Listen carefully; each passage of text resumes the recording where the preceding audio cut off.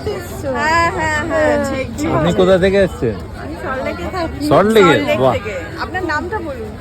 রানু ঘোষ। রানু ঘোষ। ভীষণ তোমাকে ভীষণ ভালো লাগে। তো দুজনে এত ভালো না আমার কি বলবো, আমাদের তোমাদের দেখলে না আমার কম বয়সের কথা মনে পড়ে যে কি এটা শুনে খুব ভালো লাগে।